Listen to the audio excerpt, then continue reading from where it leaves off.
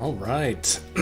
So I am refactoring some code that was posted on the Learn C# subreddit. So this code is a chess program, so you can play chess in the terminal, in the console. It's 2 players, so you're not playing against a computer. But the person who wrote this is pretty new to programming, I think. Pretty new to C# at the very least. And they've been learning from just online tutorials. And I think what they have here is really, really great for a beginner. And so they were asking how they could better test their code. Not necessarily test code, but how do they find bugs in their code? They're not sure if they've done all the bugs. They've done a lot of tests, but they're not sure. And so a suggestion I made to them, and other people on the sub suggested making a unit test for it. But in the current state, it's pretty hard to write unit test because everything's in one program.cs file. They have 2. They have a layout as well. So they have 2 files here for their whole program. It's not using, really not using object-oriented principles. And so I thought I'd go through and read their code and try and refactor it to use more object-oriented principles. So the idea with a refactor, so the whole, I'm pretty sure the definition of the word refactor has to do with rewriting a program, but not changing the functionality. So my goal here is to, at the end of the day, we're gonna have the same program at the end, same output. So let's run this program real quick. Let me open up a terminal. So if I run this, pretty cool app, console app they got here. So they have a board and every piece is displayed as 2 characters. Lowercase for the blue pieces, they have blue versus green instead of black versus white, because in the terminal, a little hard to see that. So blue versus green. And so when it's turn, you type in which piece you want to move. So in this case, if I want to move pawn 2, I type P2, and it shows me, for a brief second, it shows me the possible moves. And then I'm going to type in where I want to go. So I would put in, this would be B4. So if I type in B4, boom, the pawn moves. It's now highlighted green. Now it's green's turn, so green can move. So green can do P3. And then let's go to C5. There we go. And then let's have P2 take P3. So on P2, it shows valid moves. P2 is going to move into, what is that, C5. Takes the piece. Okay, and so you repeat the process back and forth. So when you do a refactor, you want to make sure that your game doesn't change behavior. So you play the whole game, the behavior doesn't change. So what I'm gonna do as a sort of black box test, this isn't really a unit test, there's no code above, I'm going to write a set of inputs. I'm gonna record my inputs as I'm typing them in, and then I'm gonna save what the output is for the whole program in that regard. And then to test whether or not the functionality is the same, we are going to just rerun the program with that exact input, and it should match the exact output. So this will give me confidence that the program functionality, the behavior hasn't changed. All right, so this would be one way to test. This is sort of black box test. We're not testing individual pieces. We're testing, does this produce the exact same output for the exact same input? For the whole program, unit test, you'd be testing individual methods. So let's see how I'm gonna do this here. I haven't thought this all the way through, but my goal here is essentially to play out a chess game and record the outputs of a chess game. Okay, so I'm gonna create a file here, new file, input.txt, and I'm gonna record all of the text that I type in here. There's probably a nicer way to do this. I bet if I had, I could like record my text I'm going, and then I'm gonna output as the program's gonna be outputting to a file as I run it. So here we go, .NET run. We're gonna play through an entire game of chess here. Maybe not even an entire game of chess, but we're gonna play through here. And I'm gonna be relatively dumb. I'm not gonna try and make this a what am I trying to say here? I'm not gonna try and be clever and play a really solid game of chess. Instead, I'm just gonna run through, make sure all the pieces are working the way that we expect them to. All right, so just like I said, I'm just gonna go through and blast through this real quick. So P2, any chance I can to take a piece, I'm going to. So I'm not gonna try and be particularly smart now. P2, let's go to B3. So I did P2, B3. Okay, it's my next move. Let's go P3. Do I have to type capital P3? Okay, capital P3. So capital P3. And then we're gonna go to, well, let's make sure back works. I'll type back. Make sure back continues to work. That's how you undo it. And so let's do P3 again. And then let's go P3. We're gonna go to, what is that? C5. C5. C5. We'll do P2. P2.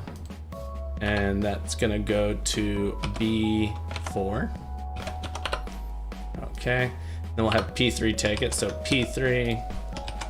P3 will go to B4. Takes it there. All right, let's keep moving along. Blue's turn. This is a knight, so we're gonna have that knight move out. N1. N1. That's cool. Done a good job getting them to show where the pieces can go. N1 is gonna go to C3.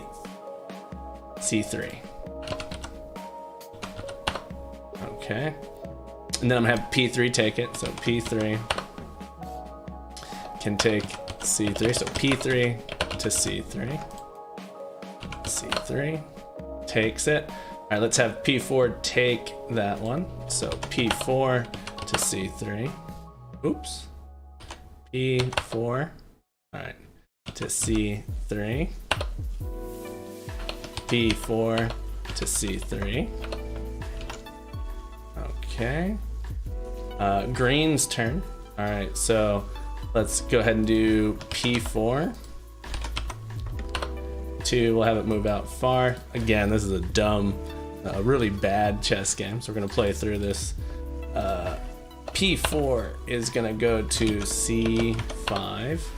P4 to C5. What did I do right? D5, D5. D5. Now let's have this pawn move up. So we're gonna go P4 to C4.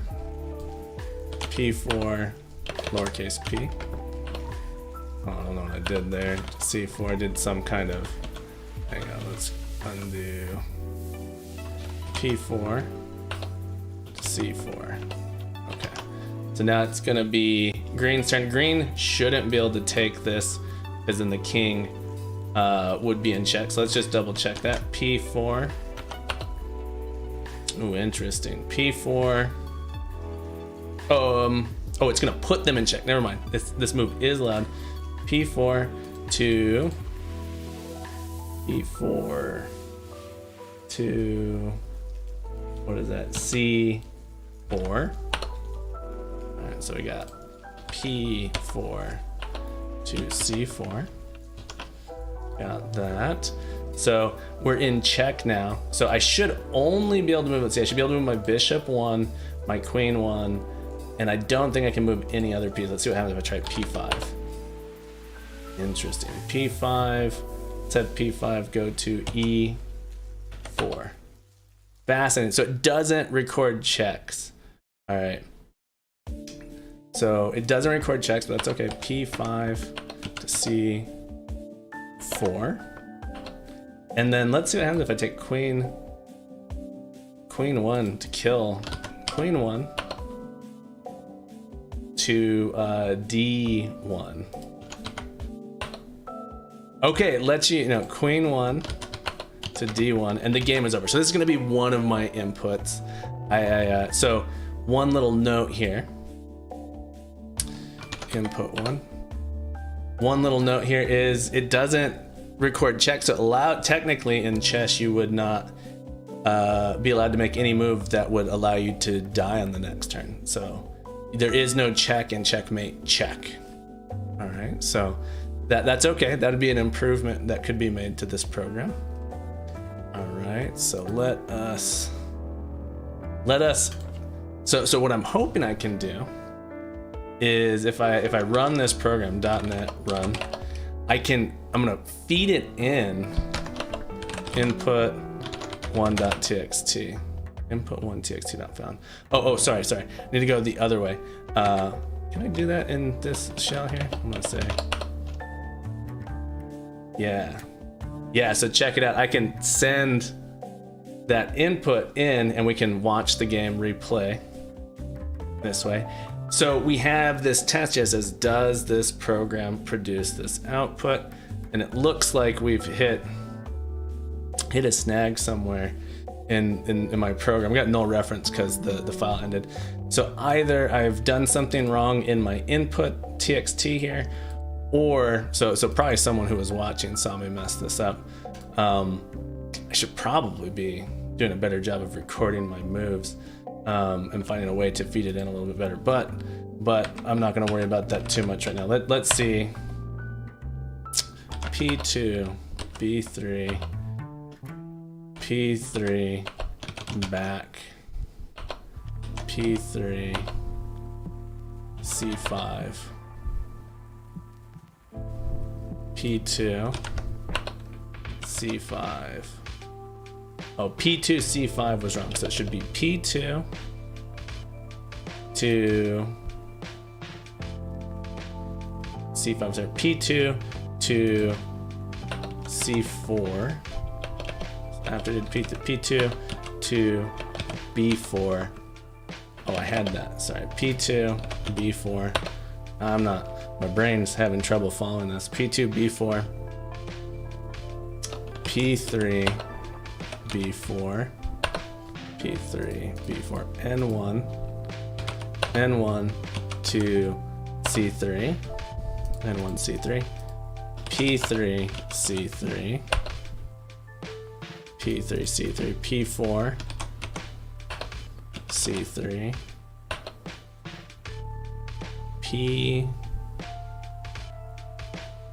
P4. Ah, this should be a lowercase p. P4 to C3.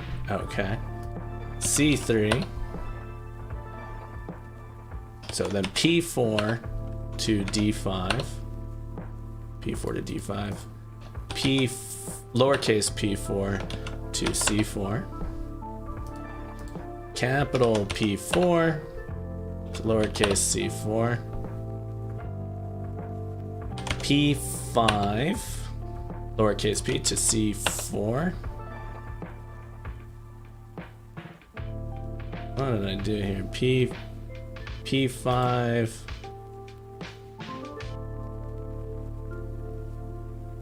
to, oh man, I'm letting myself get confused here. I gotta find a better way to record my inputs. Yeah, I think I gotta find a better way to record my inputs. P5 to E4. Okay, and then I should do Queen 1 to D1 to get that, and the game ends. All right, let's try running. This is gonna be a little bit challenging. I'm gonna have to write something a little bit smarter for myself to be able to. I might write a little script to like track my inputs and write them down as they go, or I just have to be a little bit more fastidious. Okay, so this would be my input test 1. I didn't move all the pieces, so I don't actually feel like this is gonna give me a lot of confidence the whole thing works. But the other thing I can do is I can say, so this is gonna direct this to this input into this file, and then I'm gonna take that and I'm gonna output it to a file called output1.txt, and we won't be able to see this. The handle is invalid. Oh, I can't do a clear. I thought I was gonna, I really was hoping. That's too bad. I was hoping I could output to this, but I cannot do a clear when I'm outputting to a file. That's too bad. All right, but I have this little, I've kind of a test here that I can run. And so I can visually verify that it matches. I wonder what I could do. So the clears are a little bit of an issue. Wonder if I could write a little hack to this to make it so it'll output. Cause when let's try doing a little hack here. I'm going to let's go to my program. CS, is it in here? Let's see, the error saying in console app program main line 417. Go to line 417. All right, so in this program here, p select, I have these clears. What is it? Console pal.clear, console.clear. The handle is invalid at console clear 394. So I can't do this console.clear. So I'm gonna wrap this in a try.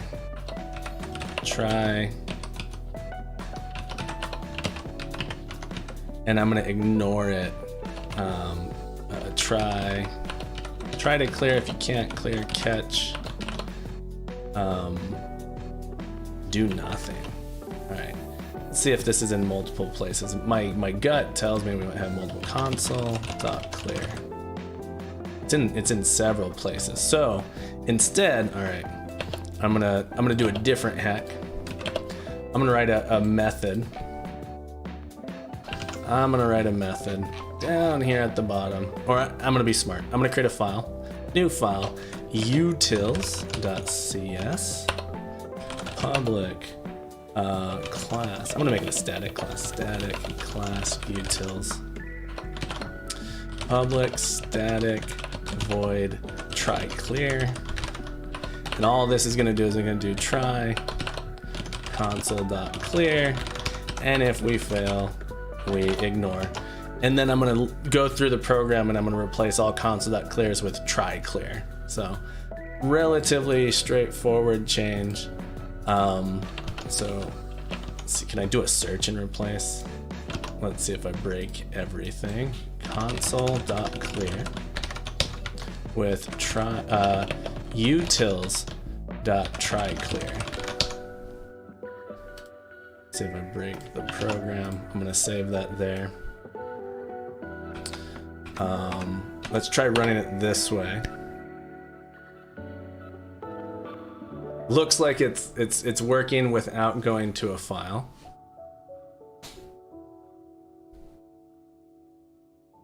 Let's keep watching. Okay, let's see if I can output to a file now. I can't set cursor position. Oh, I had a feeling that was gonna be an issue. Yeah. So we can get close-ish to it. So that's a little bit annoying and frustrating. But let's replace. Here's what we're gonna do. We're gonna again cursor dot set cursor position. All right, so we're gonna do public static void. All right, so anytime we would clear, I'm gonna have it do. If it wasn't able to do it, it's gonna add a message into our output that's clear. All right, so it's just gonna show that it clear was ran. All right, public static void set cursor position int left int top. Okay, let's get that over there. same thing. We're gonna try with these console.set cursor position left and top. And instead, we're gonna say that we set cursor position left and top. All right. Let's see how we do here. Oh, I gotta actually do the replace. Hang on. Gotta actually do the replace. Console dot set cursor position, open parenthesis, and we're gonna see this is gonna become utils dot set cursor position, replace all.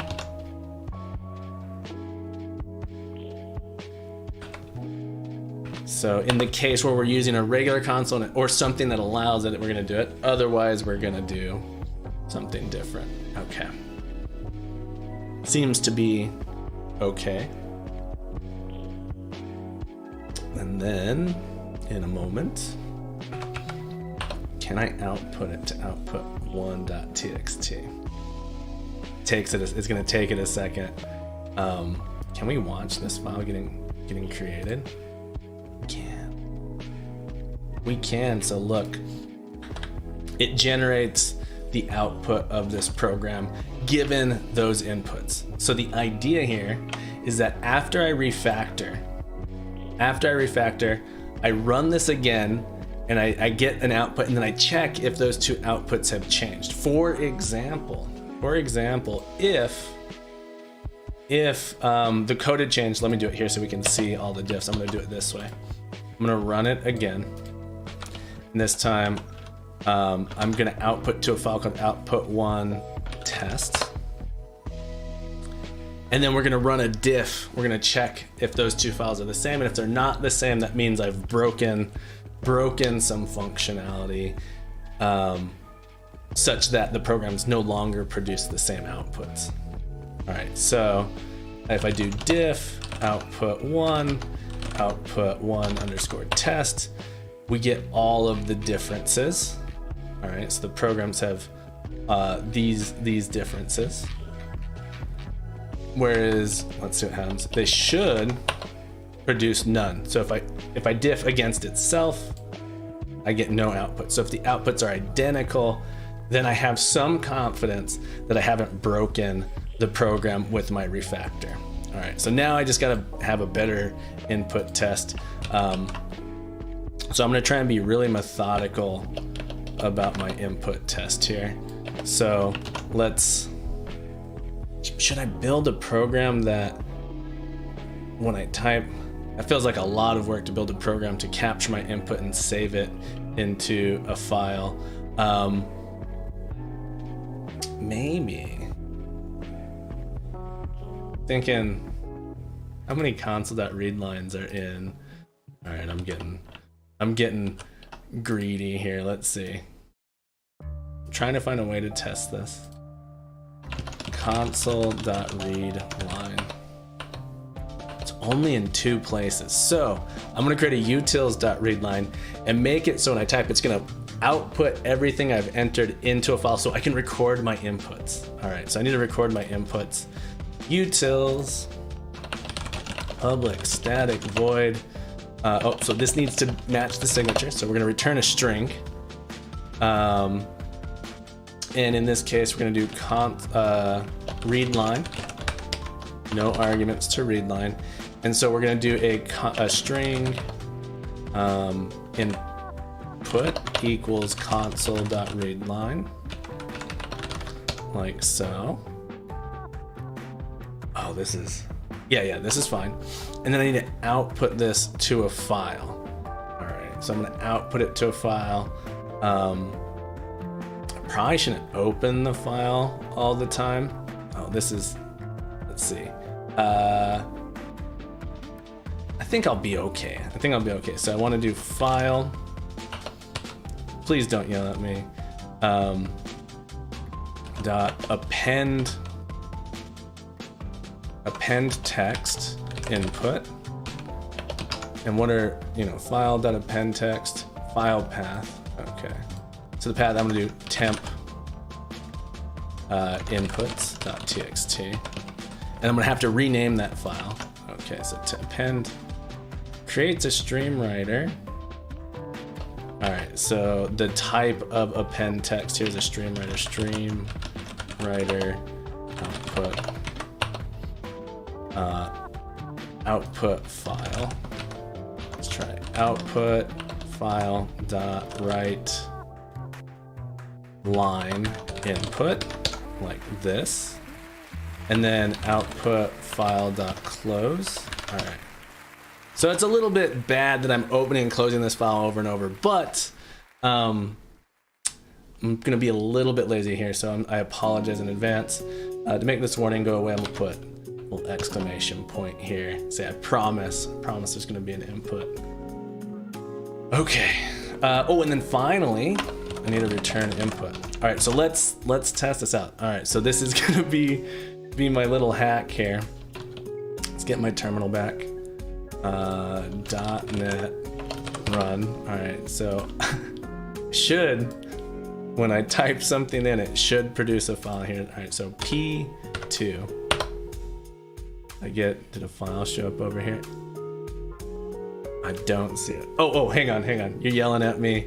Someone in the comments yelling at me. You forgot to update your code. Hang on. Let's kill my terminals here. Here, I need to replace console.readline with in my program, I need to replace console.readline with utils.readline.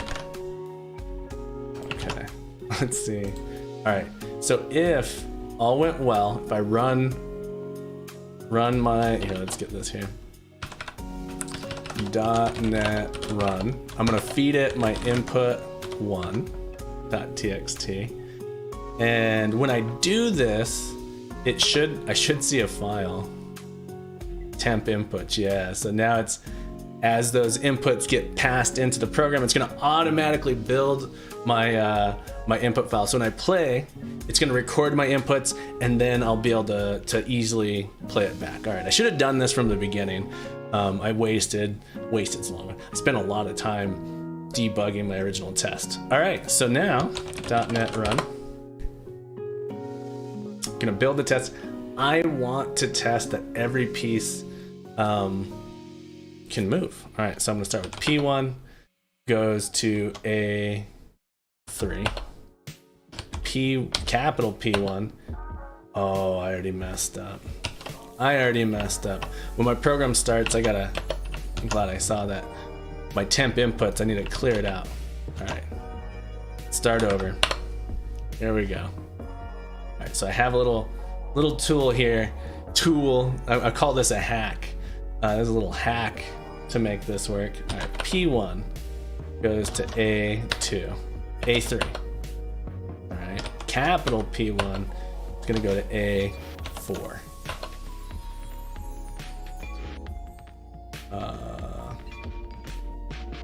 A5.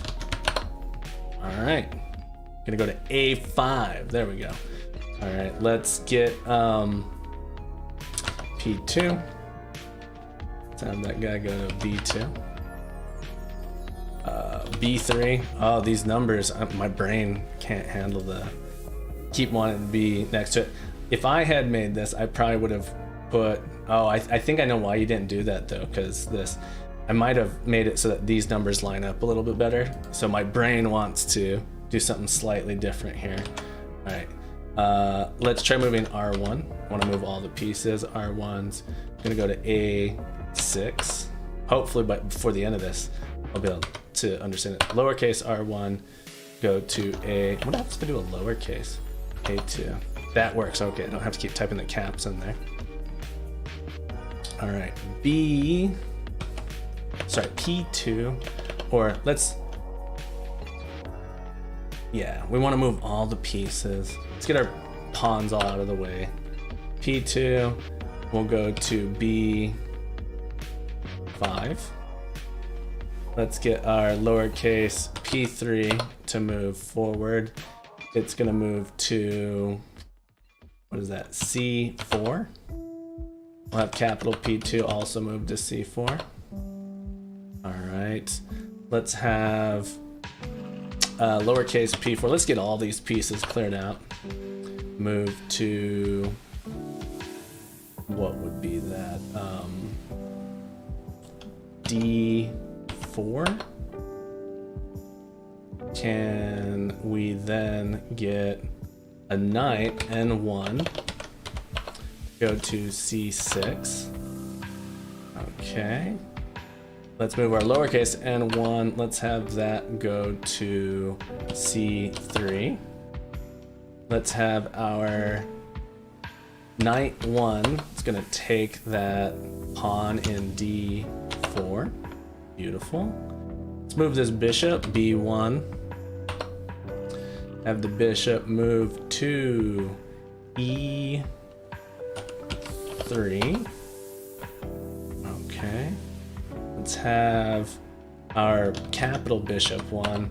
It's going to move to B7. Let's have bishop 1 take that knight in D4. Let's have P3 move. P3 hasn't moved yet. P3 is going to move to C5. I'll have the bishop take it. Here, let's do this. P2. It's going to take that pawn in C4.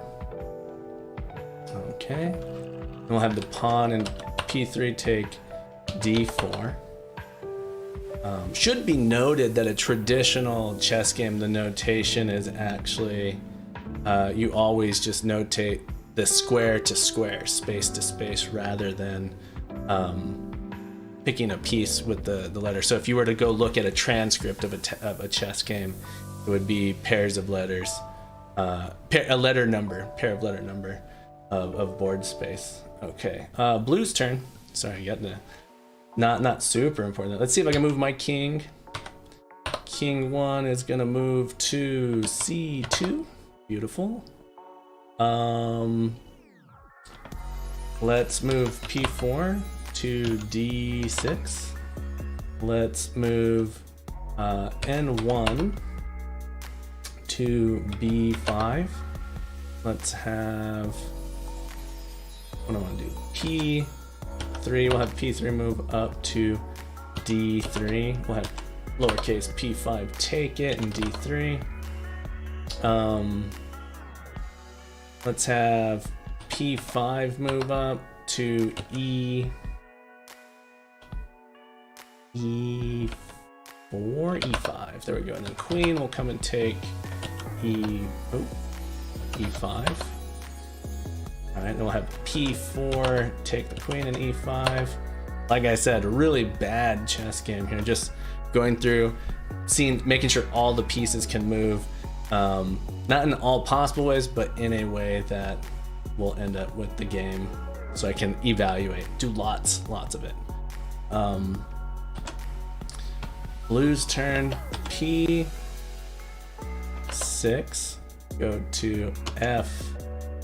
We'll have P4 take it. P4 will take F4. Lowercase p7 will go to G3. P4 will take G3. And we'll have P8 take G3. All right, so I was able to move all of the blue pawns. Now let's move the green pawns. P6. Let's have it go to F5. P8 is going to come down to G4. P6 will go ahead and take it. What was that? G4. Let's have our B2 move out to, what is that? E2. We'll have our P8 move forward to H4. What is that? H5. Sorry, I had the number off again. And then we'll have R2 come on down to H5. Make sure all these pieces can move. we will have R2 take that in H5. Keep talking here. P7 hasn't moved yet, so let's see if P7 can move. P7 will go to G5. Oh, it's blue's turn. B2 is going to take P6 and G4. Okay. We'll do green's turn. P7 is going to come up. We'll have P7 go to G6. We'll have B2 take that corner piece. H5. We'll have P7 take it in H5. All right. So I haven't moved knight 2 on blue side, so let's go and move it. Knight 2 goes to F3. And now we can move the remaining piece here. So queen 1's going to come up. And it's going to take D3. All right. We'll have king 1. We'll go ahead and take the queen in D3. And then we'll try and move the king. King go to E7. Looking good so far. Let's have blue move that knight. The knight move to E5. Bishop 2. And move to G7. Let's move pawn 1 to A4. And finally, the last piece that needs to get moved is the knight 2. Go to F6. Okay. Now let's just clean this up. Let's have all the pieces sort of get taken out here. Blue's turn. Let's move that rook all the way over to H2. Let's have this bishop 1. We're gonna have the bishop 1 move up to C6. Rook 1's gonna take that pawn in H5. Bishop 1 take the knight in B5. Let's have the rook come over to what is that? F5. Bishop 1, let's go ahead and have it take the pawn in A4. Rook 1 will take the knight in F6. Bishop 2 will take the rook in F6. Pawn 2. Let's see what happens if we get the pawn to the other side. I didn't check that. Does that work? C5. Let's have this bishop move out of the way. B1 go to, B1 will go to B3. Let's have that pawn 2 keep moving C6.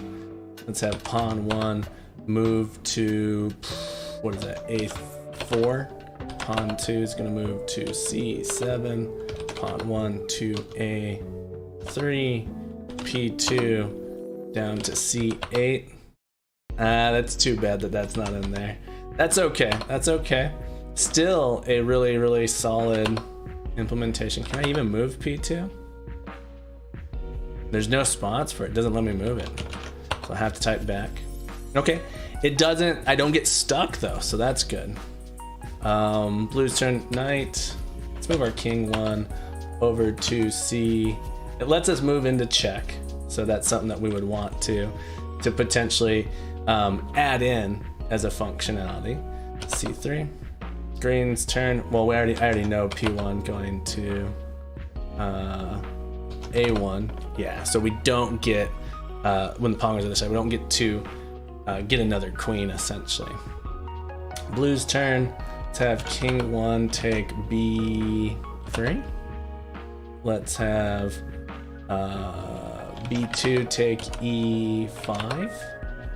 Let's have king 1 gonna go up to B2.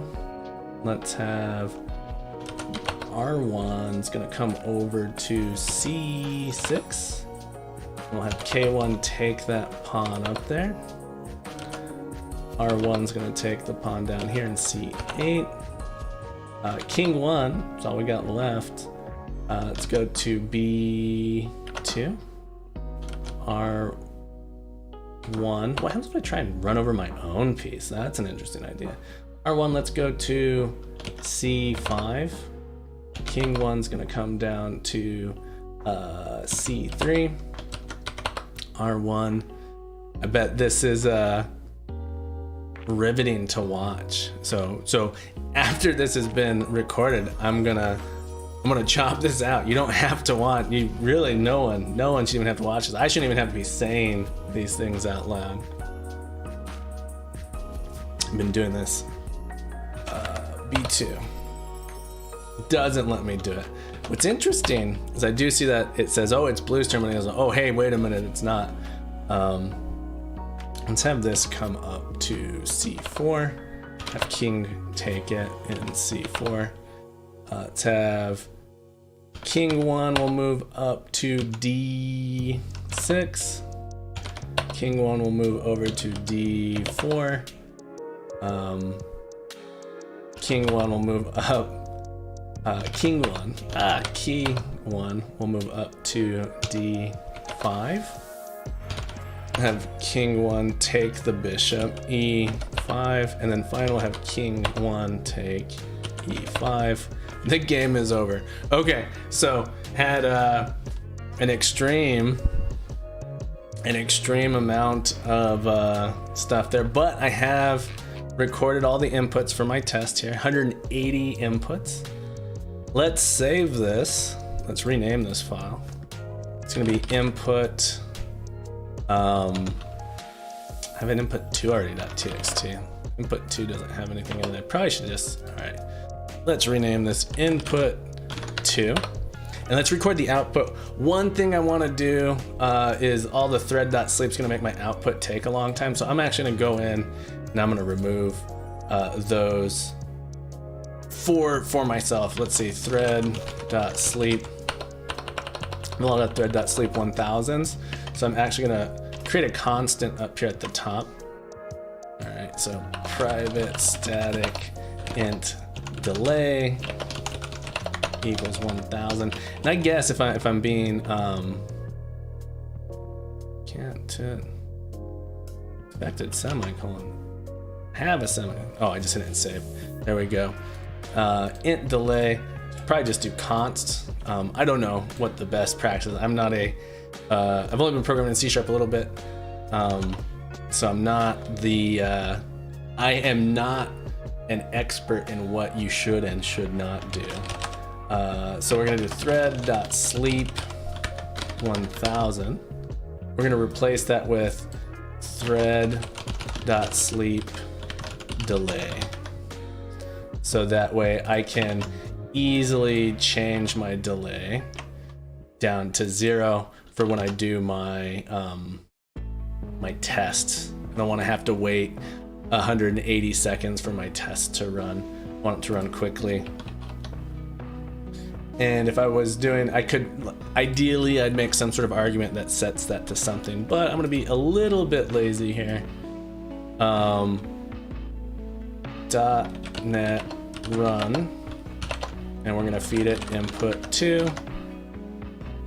Let's see if that should get a bunch of, my screen should go kind of crazy here. There we go. Plays through it. All right. Still takes some time, but it plays through it. And I'm gonna output 2.txt. And now I have a way to test whether or not my refactors have changed any of the functionality. So this would be a way to test whether or not I have broken the functionality. So I'm gonna go ahead and commit this, the changes I have here. I'm going to commit the changes I have so far. Real quick. Git add. Is there a git ignore code? Git ignore. There should be. I think it's in the parent directory here. But I'm gonna add another ignore. I want to ignore my VS Code folder here. I want to ignore temp inputs because that's probably just going to keep changing and growing as I go here. Git status, git add. All right, so git commit chore added input output txt tests. All right. So I have a little way to test whether or not my refactors break anything. Okay. So we're gonna continue here, and I'm gonna go back to my program. All right. So now that I have a test here to test this thing, in fact, I should actually write a little. I'm gonna write a little bash script. So I'm gonna write a little script rather than a C# script. I'm gonna write a little unit test, not a unit test, a little script here. Test outputs.sh. And so I use bash shell script. If you're on PowerShell, something like that, you have to do something a little bit different. But I'm using bash. And so what I'm gonna do is I'm gonna do .NET run.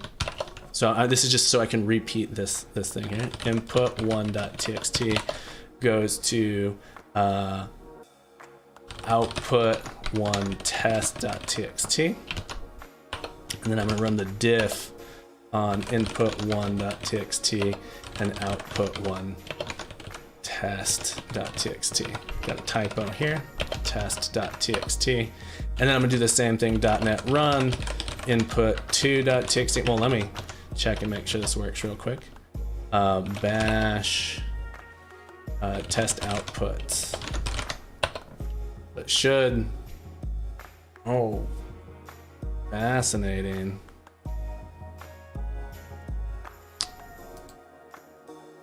Why does that happen? I should have gotten no diff. Let's look a little closer at this here. Move my terminal down below so I can a little bit more. Diff output one with output.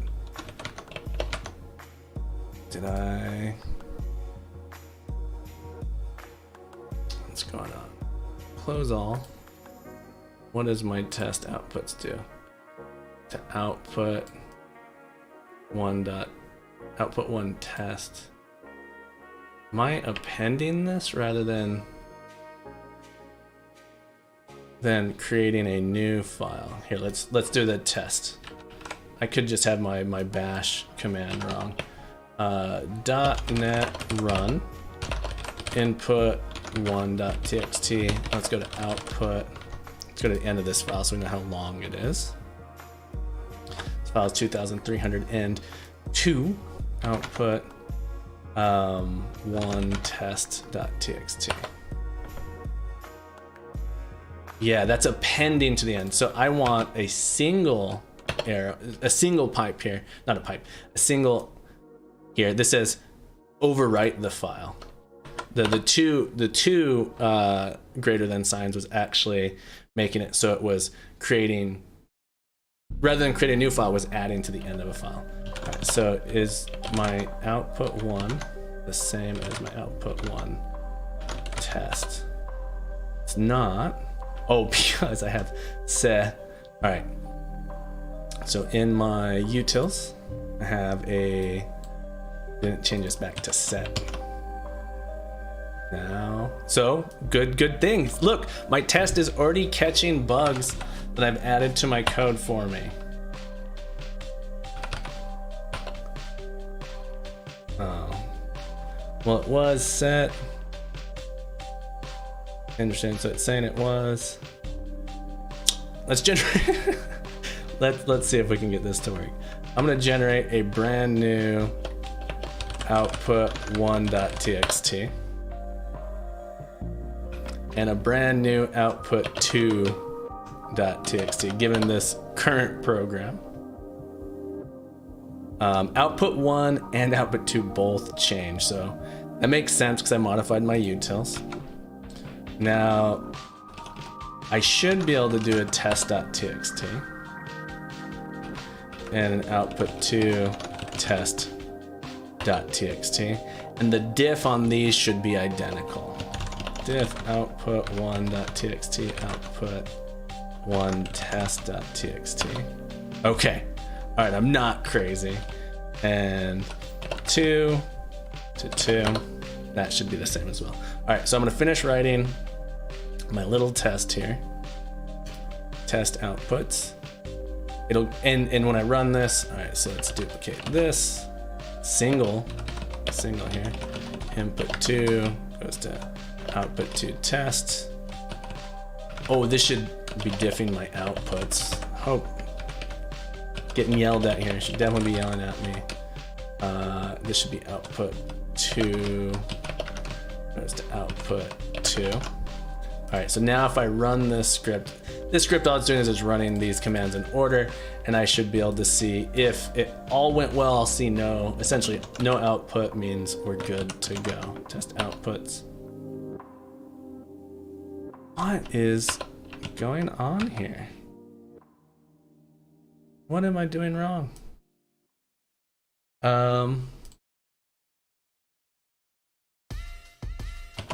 If I run this, input 2, hang on. .NET run input 2 goes to output 2 test. Diff output 2 test. Why? That doesn't make sense. I am totally confused. Output 2. Much longer. Why is that the case? How long is my output 2? 15,693. 15,693. What is it's saying? All right, let's look at this. Line 15,524. So let's go to line 1524. 15524 is different. 15524. And can we lay these side by side?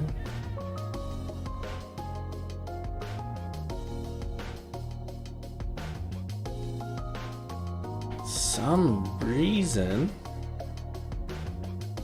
I am getting a different set cursor position. Whoa. Let's try again to generate the original output file. Given input 2, test. Diff output 2 with output 2 test. Output 2 test. What is happening? This is crazy. Remove output 2.txt. Remove output 2 test.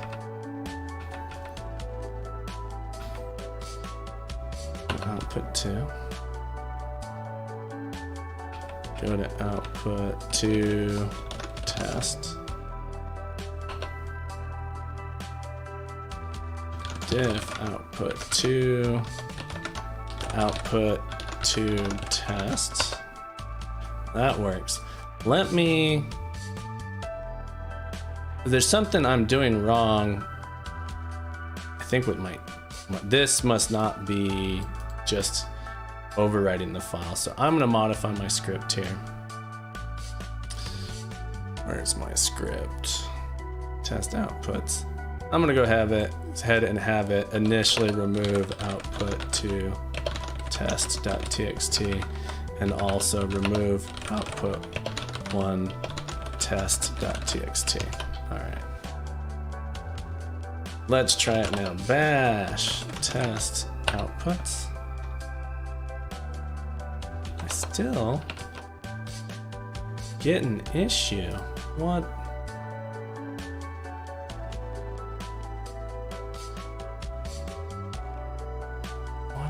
happening?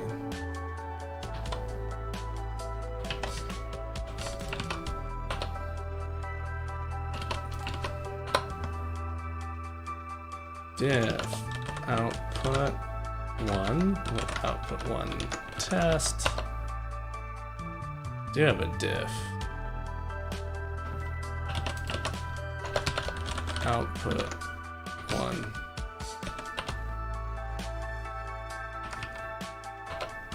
Okay. All right, how about now? Bash test output.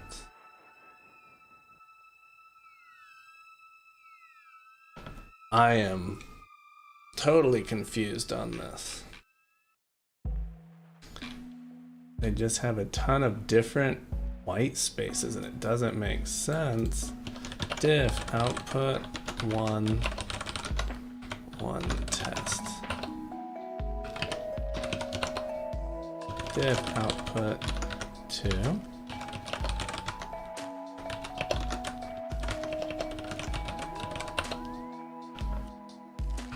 I don't get this. Input 2 to output 2.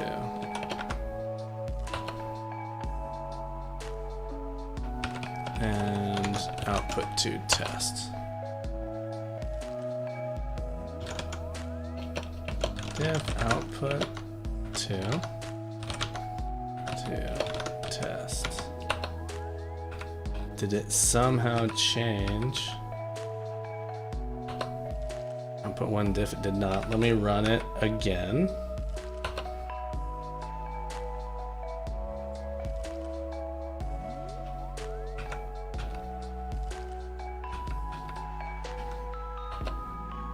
They're the same. Let me just copy and paste this in here to make sure I'm not crazy. Should be the identical command.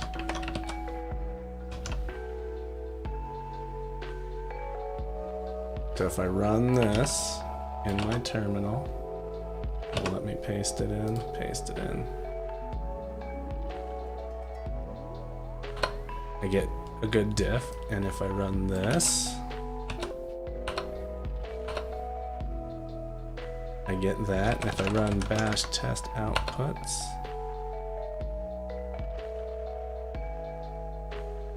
okay. All right, that felt like madness. Let's commit these just to make sure I'm okay.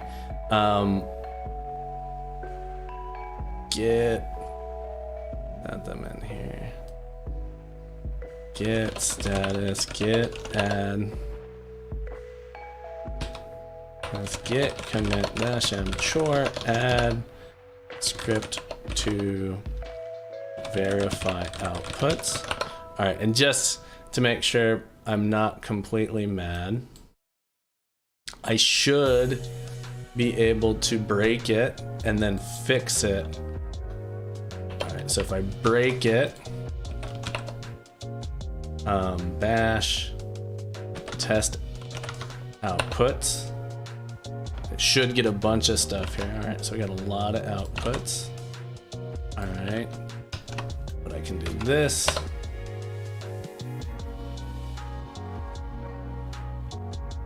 Okay, all right, and if I return it back to its normal, my test gives me that. So this test is sort of like not amazing at giving us exactly what we need. It doesn't give us a lot of hints as to what we broke, but it lets us verify that the program ran the same.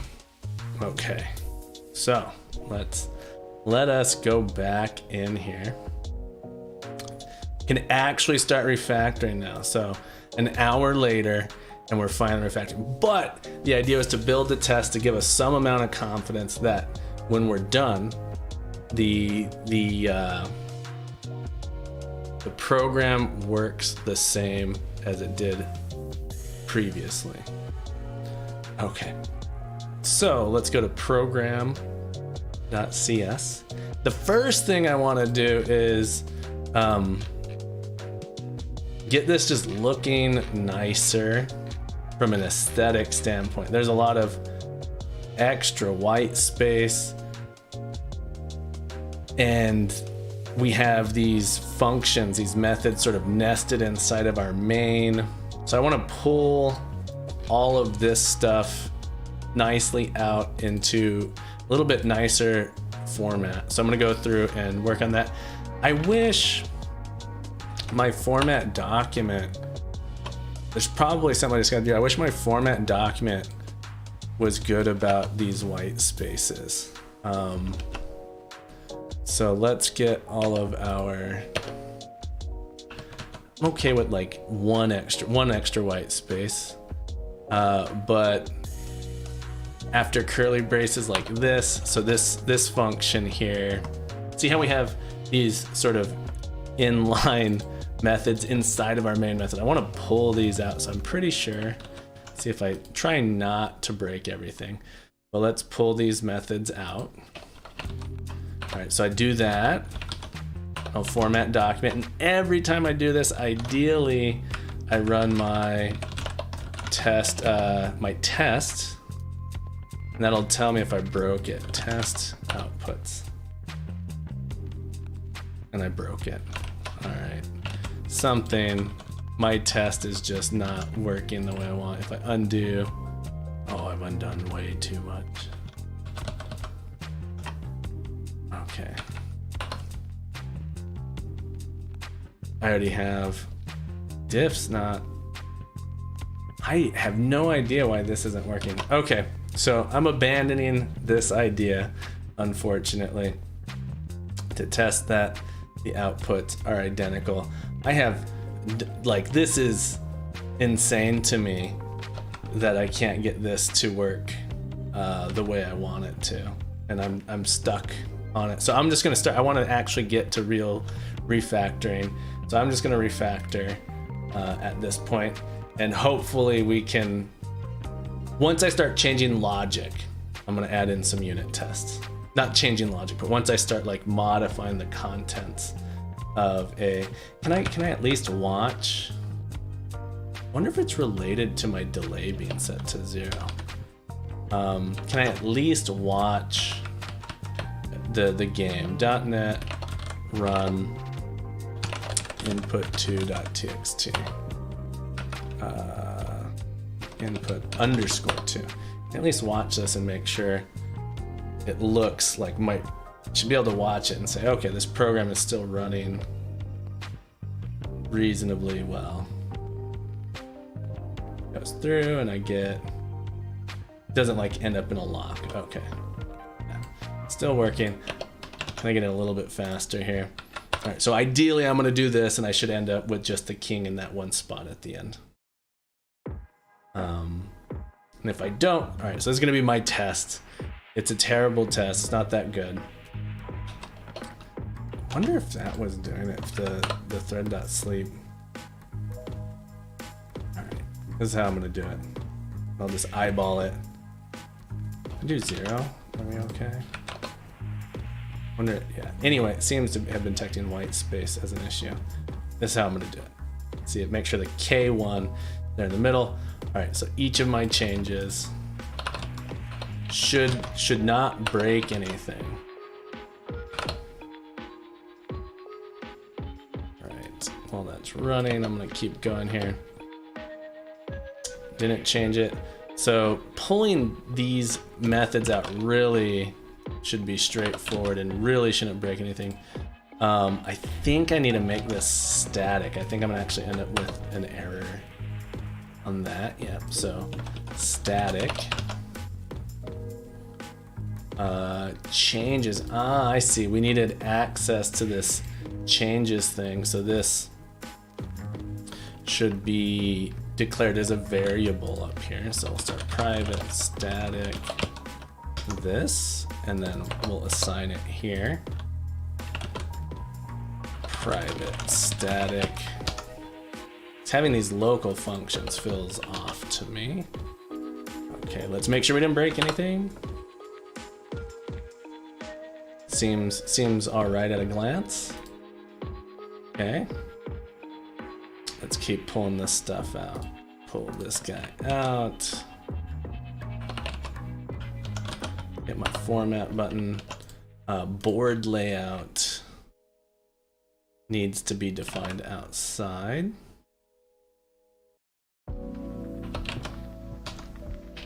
Private static. And here it's no longer local. I broke something. Private.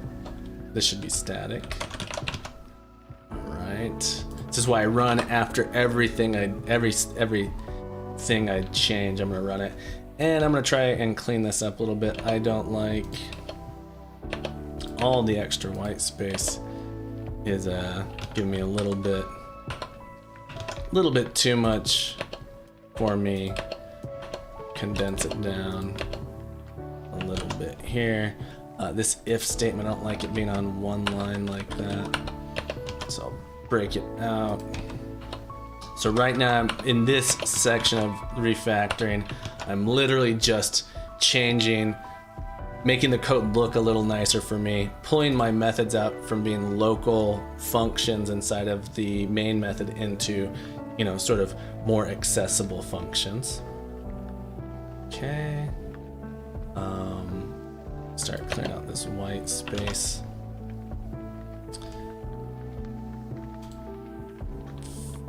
Billboard addresses.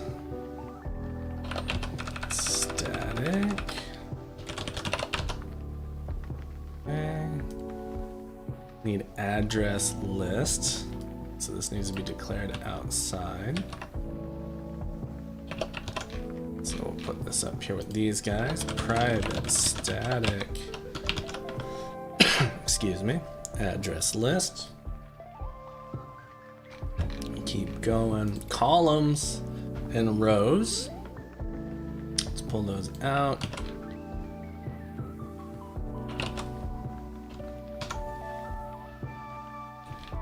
A lot of these, again, there's refactors here. A lot of this feels like they should probably be const. Rather than just variables like this, but we're gonna keep going for now. Private static. So I should be able to also put read only. Is that true? No, that's gonna break stuff. Oh, because that one spot we did it. All right, let's keep looking here. Invalid term. I think it needs me to do. Alright, so I think what I'm going to do for these ones, I'm just going to pull them out and assign them directly here, and then delete the initialization. And maybe I should do that for all of them. Alright, so same with columns, like that. Maybe actually what I should be doing here is this. It's probably what I need to be doing. That. Let's keep going. I'll pull turn out. I'm gonna move all these variables. Well, I don't know that this variable needs to be accessible outside. I know these need to be accessible in our different methods. So as I find them, I'll pull them out here. Extra semicolon. I can start getting this code a little bit cleaner. Address list. And then we're gonna keep refactoring, get it a little bit cleaner, a little bit cleaner. All right, I've done a lot. Ken, does my little, do I have confidence that it still seems to be working? Okay, still seems to be working. King logic. All right, so this is, keep pulling this stuff out. This is where I actually think, let's hit format here. Some of the best refactoring can be done in, we have these methods, king logic, pawn logic, knight logic, sort of broken down into functions. Great for breaking it out that way. But using object-oriented programming, I think we should probably have an interface called eyepiece, and then that has a like move logic method inside, and then we can like get rid of a bunch. We have a ton of these if statements and some of these in the sections below. Let's keep pulling these out. King logic, pawn logic. Let's format. Get rid of some of this. Some of this is a little bit. It's a little bit long. Look at this long line here. Not horrible, but we're gonna see if we can clean this stuff up as we go. I'm gonna put these on their own lines just to match the style that I prefer. Pull this out. So a lot of this is just style. To me, this is how I would refactor this. Make it a little bit more clear. And we have this else. Put it with some curly braces here. Let's get a format going. Pawn logic will do the same thing. Get all these on their own. Just so it's a little bit easier for me to see. And I'm already seeing it looks like there's some repeated stuff here. Are these identical? I think these are identical. Yeah, I think those are identical. So that's something we can abstract into a single thing and like really reduce the complexity of our code. So what is it? Dry, don't repeat yourself. We're gonna go through and find ways to reduce that complexity. All right, let me finish this. Let's run. Oh, I keep doing that. Let's run the logic here. Well, I've broken something. Let's go backwards. Let's unbreak whatever I have broken. I know what I've broken. I have pulled this out, but I didn't add static to it. Did I add static to my king? I did not. All right, and that's why we have the test. So as you go, you keep running your code, making sure against your test. So you would ideally have unit tested up, and they just run every time you save, everything you do. They run and they tell you, oh well, this test now has broken.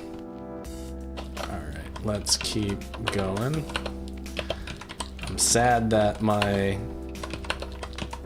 input-output test didn't work, because that makes this a little bit more painful. Let's keep going here.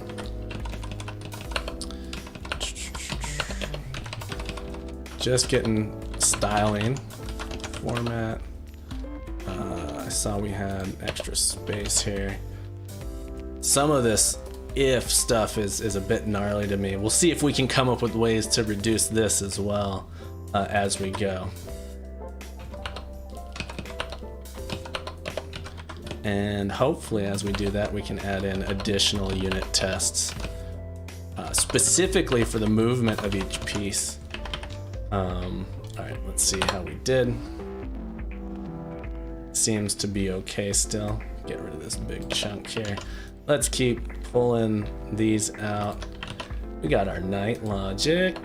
Again, I just want to say that the person that wrote this code, thank you, first of all, for letting me use it.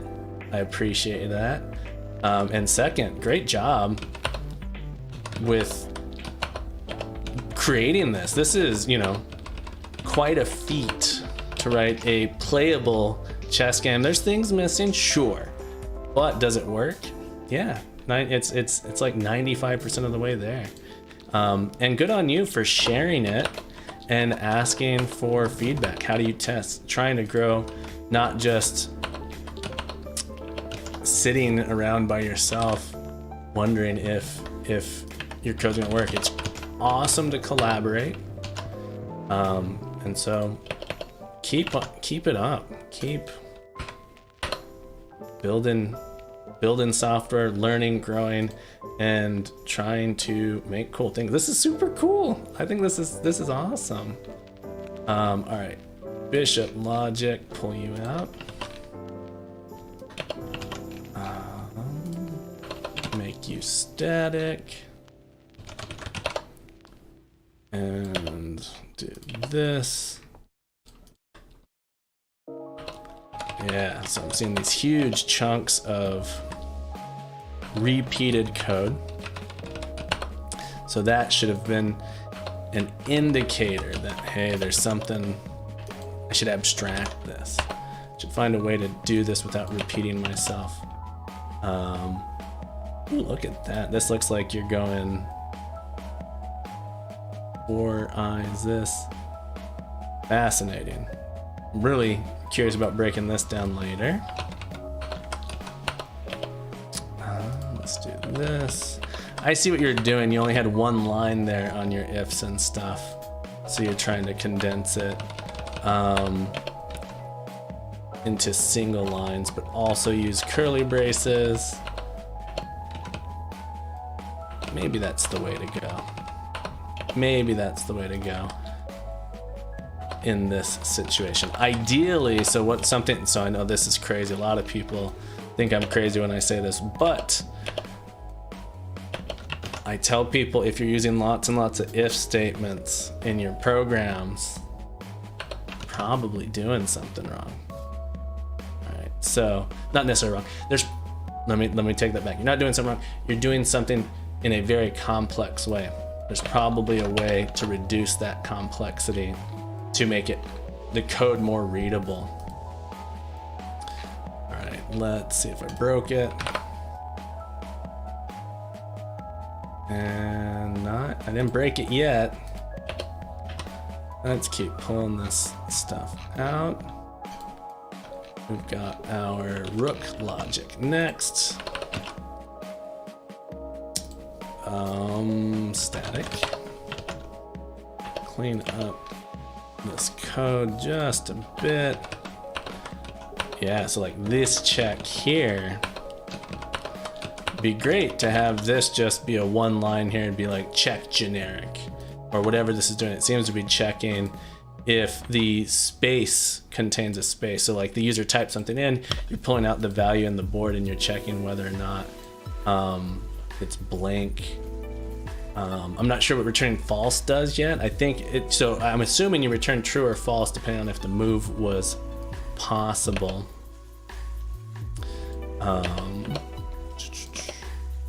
Let's keep breaking it down. But we're gonna read through this code. We're gonna understand it, and then we're gonna refactor it to be more object oriented. More object oriented. Got a for loop here. I'm assuming you're going through, and then these loops. So like this is the bishop. I think you were going diagonal. Yeah, you're increasing I and J, and in the rook, you're going orthogonal, right? Okay, let's keep going. All right. It's a shame that the first hour there was kind of wasted. Now I know that it's a little bit that the console writes and stuff. Not console writes. The console setting isn't going to work in a text file. Just good to know. Format document. Let's keep going here.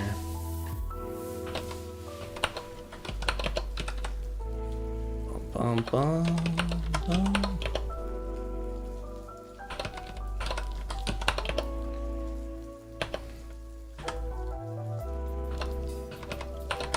And I'll go back and I'll clean up this video at the end, and I'm gonna make just a tutorial talking through how I did it. Just nice to have the raw footage, because watching the process can be super helpful. And I can take that chunk where I was building my test and stuff and be like, all right, I tried this thing, I failed, zoom through it, skip over it. Format, does the program still run? Seems to be running still. Let's pull out the Queen's logic next. Then we finally get down to our while, our game loop, or what appears to be the game loop. We'll find out. Static.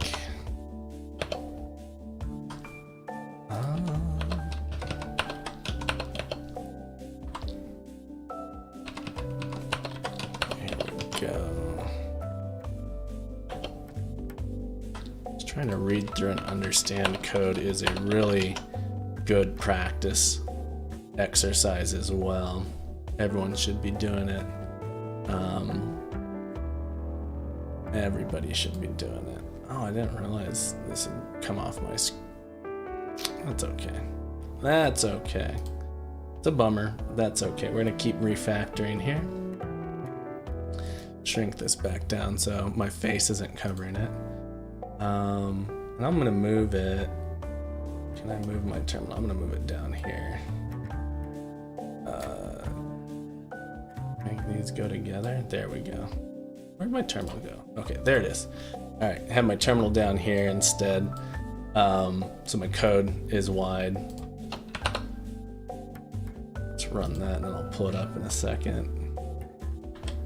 Keep on doing my refactor here.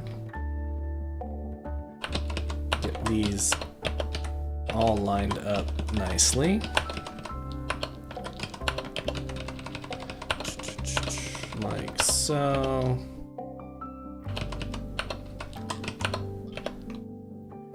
Alright. And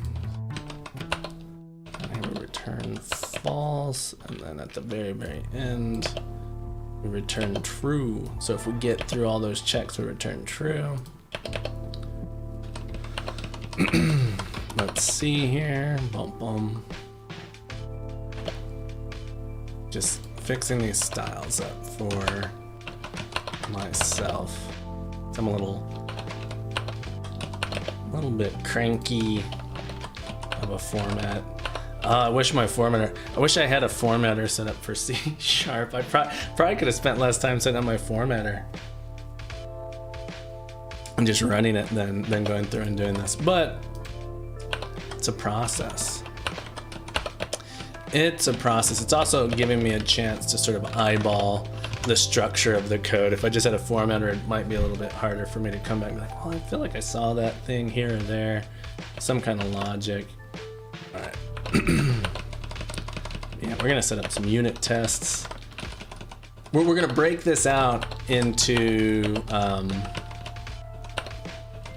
classes and objects, and then we're gonna build some unit tests and maybe expose some bugs. That would be fruitful.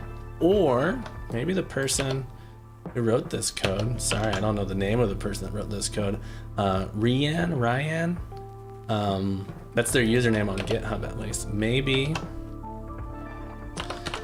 they thought through all of the edge cases and there are no bugs, no logical bugs. That would be awesome. It'd be awesome to find out. Okay, here we go. Let's keep indexes for comparison logic, starting board, fill addresses. All right, now we got this while true. Oh, this is all right. So here, let's start reading through the code. Check if the game has ended.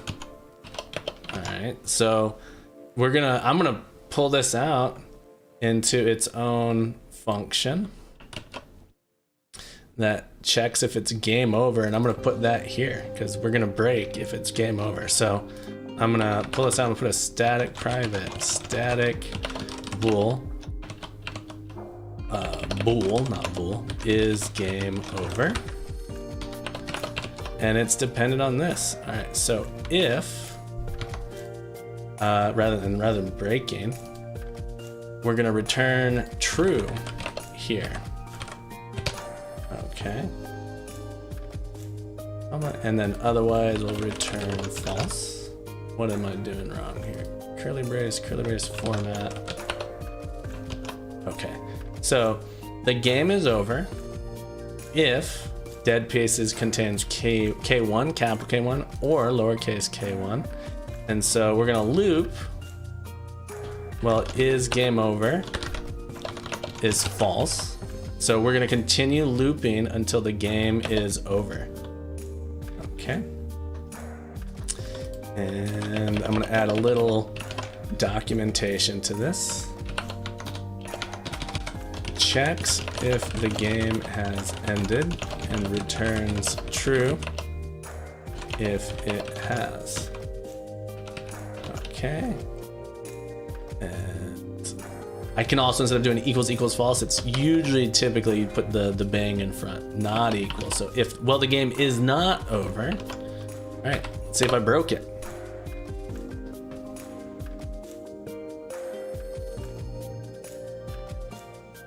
And did not, or I feel like I have not.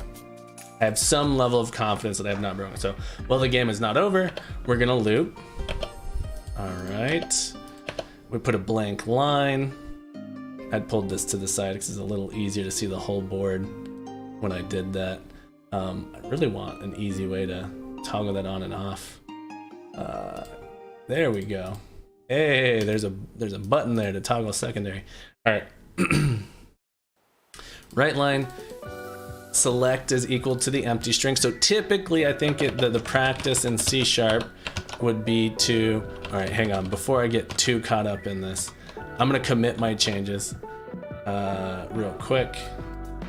Git status, git add, program.cs, git commit, because I have a ton of changes here. If we were to look at all the changes I've made, I've done a ton already. And so I want to make sure logically I have it broken into like what the change was. So this was 100% just style changes, pulling things out, extracting things into methods, moving these to be static variables.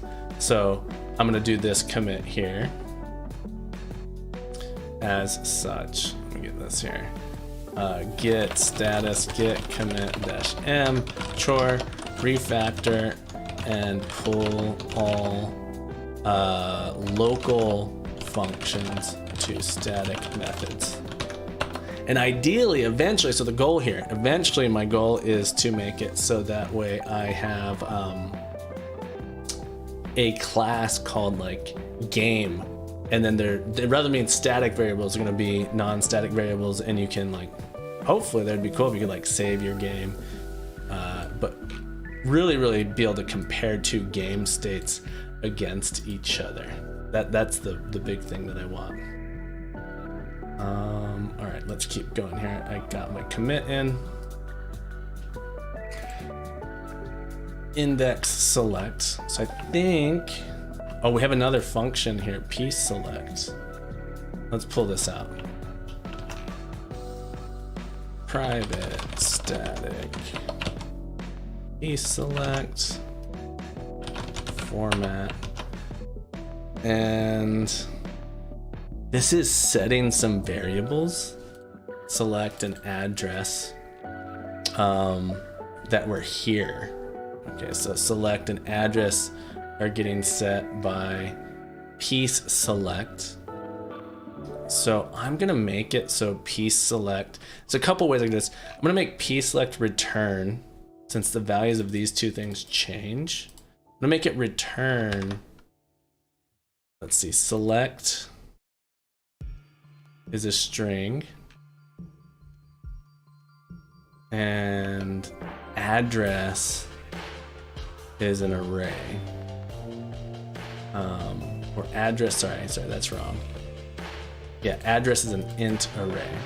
So address is an int array. Size 2, it gets, address is just an int array. Hang on. All right, let's try and figure out what this is doing. Let me make this static. I could just move these to be static variables. I don't want to do that because really we want to be able to test what piece select is doing. Piece select, select a piece. The user's gonna type in this, and then index select does a thing. Let's get this so I can read it a little bit better. Keep doing this refactor.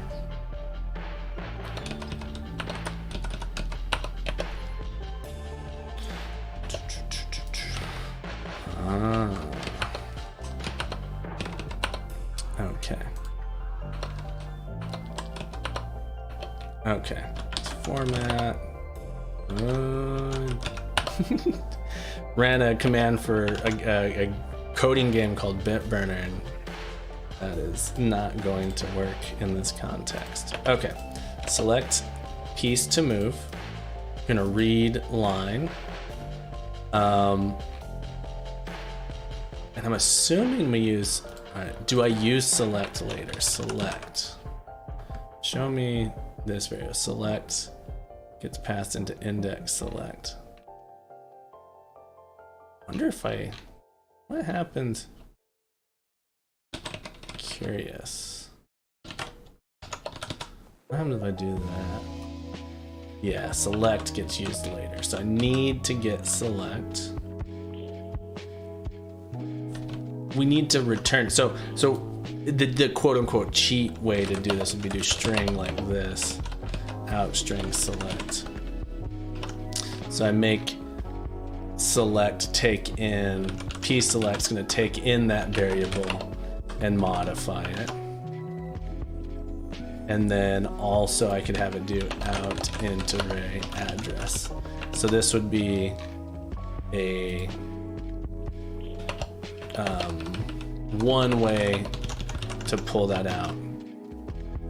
All right, and let's see if it still. What is happening? I'm hitting the wrong button here. Here it is. Never used that button before. Dot. Want to go to this terminal. Let's try it.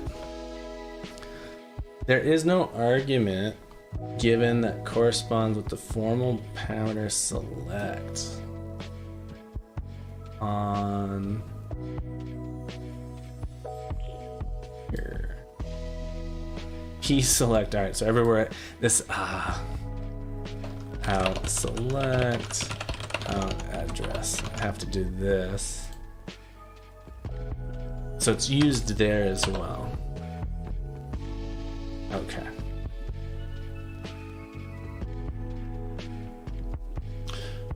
What I really want is, so it's much harder to write a test for a function that modifies the inputs, and it'd be much easier to write a test.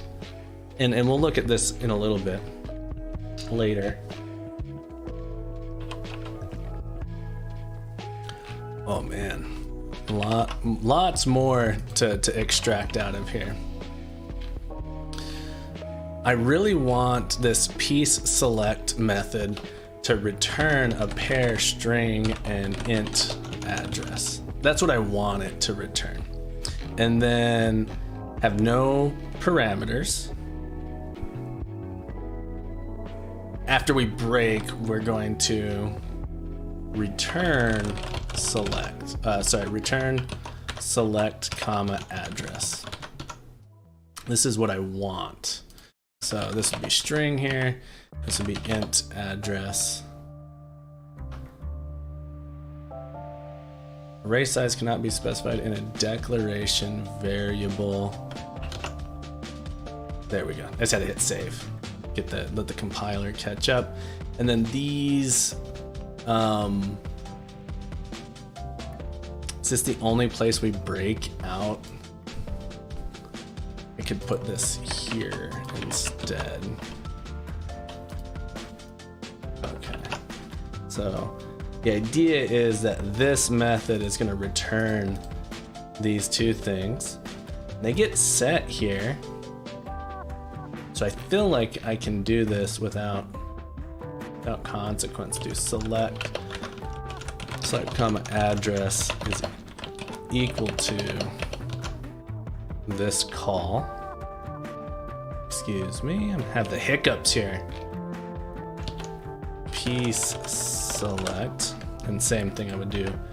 Select comma address is equal to,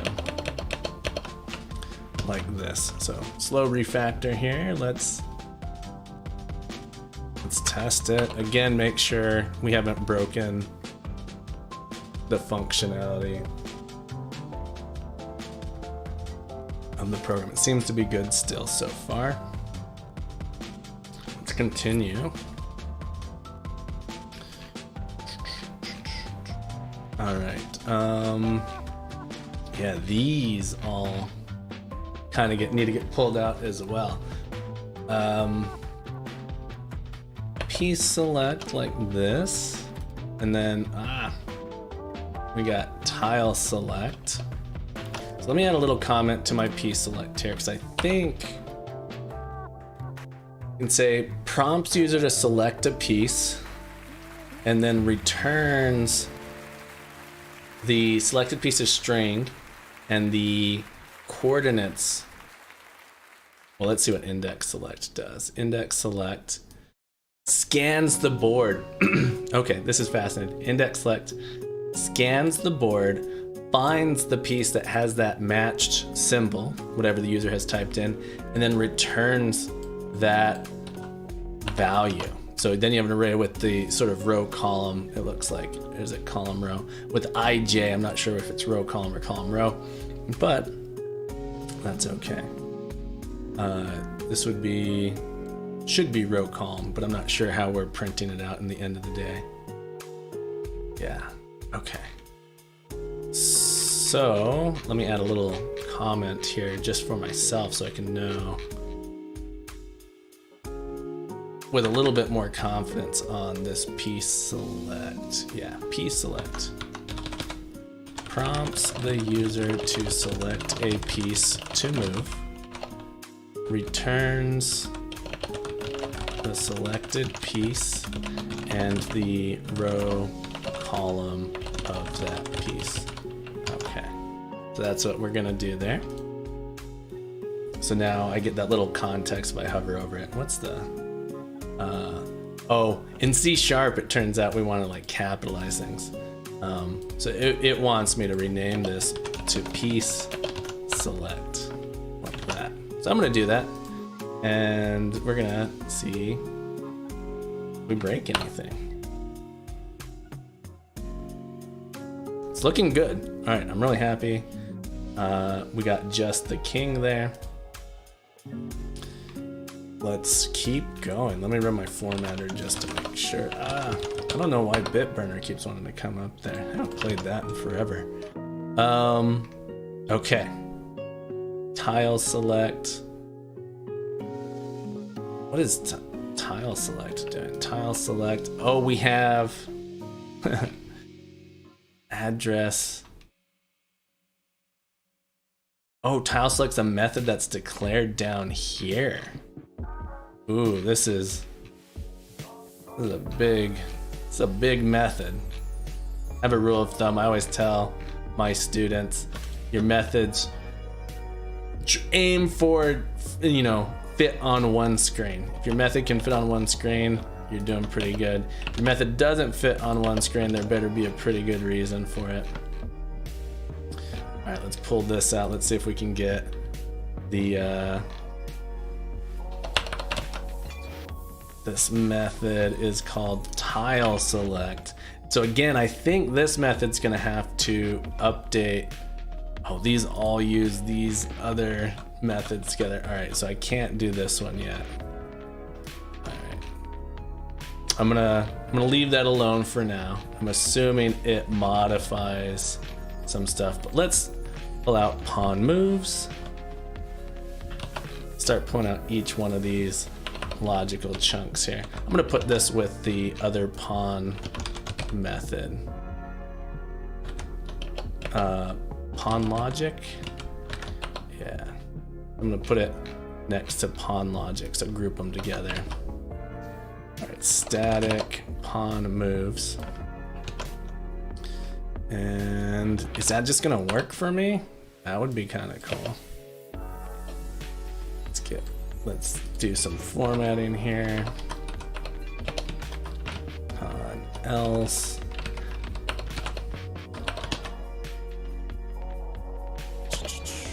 Still got my utils.try clear. Format document. Okay. How do we do? Still going. Okay. And come back down here. This is a big file. This file's big. I'm gonna pull out each of these moves. All right, queen moves. I'm gonna split. Can I split? This way. Okay. So I'm gonna have this sort of just queen logic here. Put my queen move with it. Just want to be able to hop back down here. All right, queen moves, make it static. Format. Let's get style in here.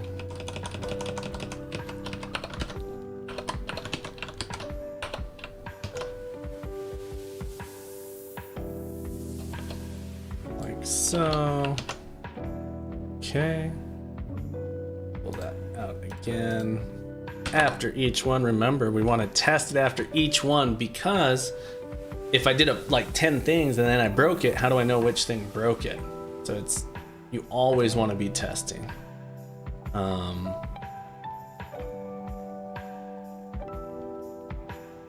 So knight moves is next. Again, I'm seeing these repeated chunks of code. It'll be really nice when we go back and we refactor this and it's nice and a lot more condensed. All right. Static knight moves. Format. Let's break this out this way. Format. Get rid of this white space.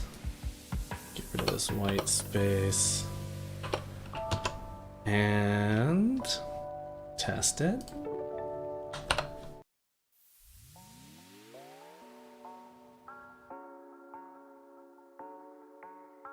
Still looking reasonably good. Rook moves. Pull this out. Let's go to rook logic. Gonna put it near that. Static. Yeah, I am seeing. This is displaying the possible moves the rook can take. I thought this was actually moving it. No, this is saying here are the positions you can move. I like that. So it's putting that on the board. Really, some nice stuff in this program, but a lot of repeated code for sure. So that would be my main criticism, is that there's lots of repeated code, and if you're coding well in object-oriented programming, your goal is to manage the complexity, reduce complexity. Because what if I decided, oh well, I don't want to have this delay be this long in this spot, I'd have to go back and modify it in all of those places. Oh, what if I decide I don't want to clear in that situation? I want one place where I can change it. So I got my rook logic. Bishop moves. Pull this output with my bishop logic. Like so.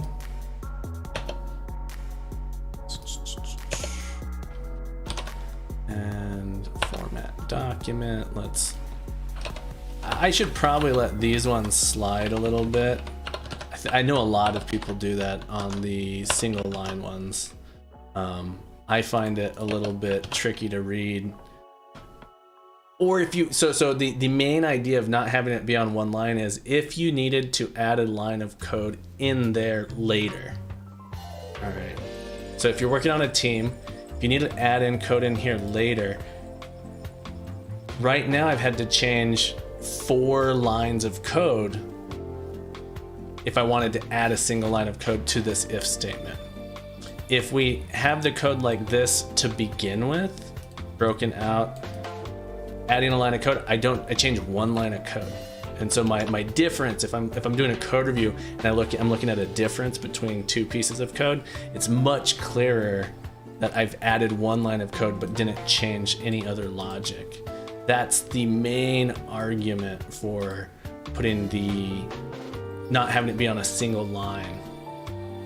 When you're working with a team, it can be really helpful to not have it on a single line when you're comparing the difference later. It's a style thing. I've broken something, I didn't put static, and that's why I ran it. Notice I keep finding little bugs I've made. Rather than trying to do a big refactor all at once, I break it down into, try and break it into small components. There's sort of like an art to refactoring. There's a book, I can't remember the name of the book. There's a good book on refactoring. I think it might even be called The Art of Refactoring. What am I doing here? King moves. King logic. All right, put that with king. Static. Format. And I'm not going to claim to be the best programmer in the world. I've done a lot of programming, but I'm always continuing to learn and grow. C#, I've kind of fallen in love with C# in the last couple years. I've only been programming C# essentially for 2 years. Done a lot of Java programming, a lot of similars, but I love C#. So we pulled that out, made it static. Keep going, keep checking. Looking good. Haven't broken anything yet. All right, so I got all my logic, my moves out. Now we're gonna do a tile select. All right, so we're gonna pull this method out. I couldn't pull this one out before. Wow, this is a big one. I couldn't pull this one out before because I needed all of these internal methods to be out first. And I cannot wait to refactor these into objects and get rid of so much of these if statements. And there's a lot in this. I'm pretty sure this code here is going to go down to almost nothing once we have it pulled out into objects. I'm excited for that prospect. All right, I think I'm done with that. Let's pull this up here. Let's change this to static, and we're gonna need select. So I'm gonna do string select is gonna be passed in. We have an int array address. So I'm just gonna pass those in. Tile. All right, so the question is, does select or address change inside of this section of code? I guess we'll find out pretty soon. Very clearly tile changes. So I have a question of, do I need tile out here? I'm going to need tile out here. So I'm actually gonna make it so that this is gonna return tile. Like that. That's my goal. So I'm gonna return tile. So I don't have to put that in its own section. So string tile, and then can I put it here? So this method, I'm gonna go ahead and chain this together to be two upper here.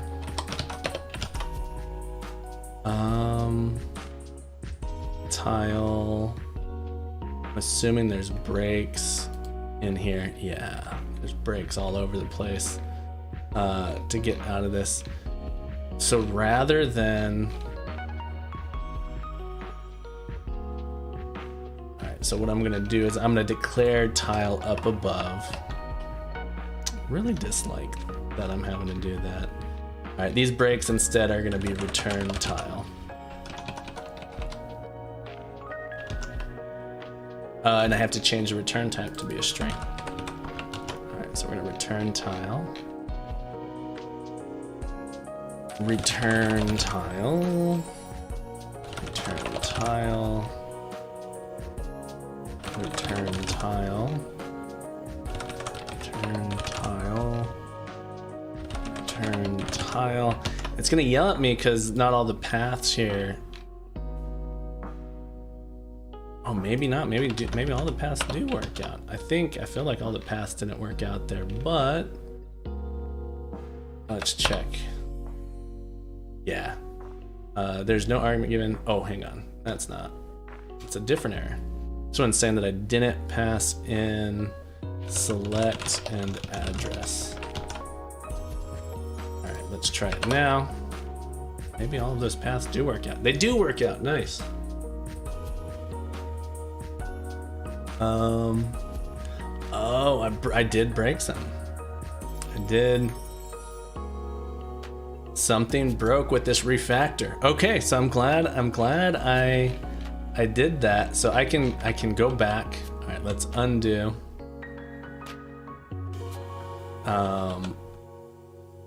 All of that and make sure I can get back to a working state. This is why I had this. This isn't a great test, but that's why I have this test here, so that I know right away if I've broken some. Okay, so I'm gonna do a commit here because there's some addition. This is a harder surgery of refactoring. So I'm gonna go ahead, git add program, git commit -m. I'm gonna say this is a refactor. Continue or pulled out move methods from game loop. Okay. So that way if I break something, I can come back to this point. But I want to. So if I get like deep in the weeds, there's a point I can return to pretty easily. Okay, so tile select. That's what I'm trying to do. And then this loop becomes so much cleaner to read once I've pulled this stuff out. I still, okay, so I still am gonna pass in string select int array address. This needs to be static. And then just to make sure, I'm gonna do an out string tile like this, just to make sure I could pull it out that way. And I'm gonna give tile here. So it's gonna update, or I need to do select address out tile. So it's gonna update tile. And then, oh, wrong button. Let's try this. Keep switching terminals. Here we go.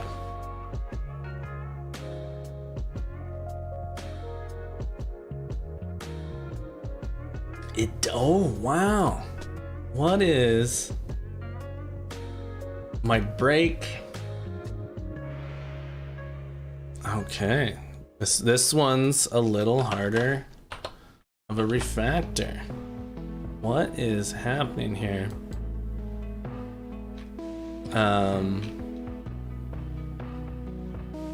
This is fascinating to me.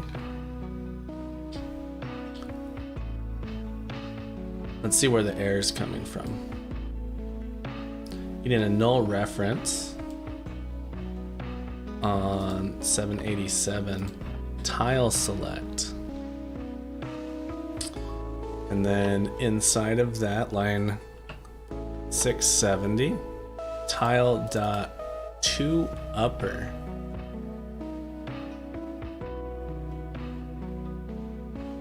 Utils.readLine. I'm fascinated that it is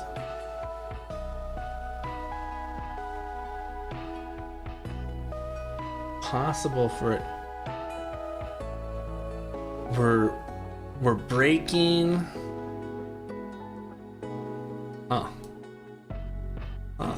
Fascinating. The logic of breaking here, now that I'm inside of a method, just isn't the same as outside. I think tile. What happens if I set it to string.empty initially? I don't think that's gonna do much, but let's try it. Oh, I know. Nope, that was not it.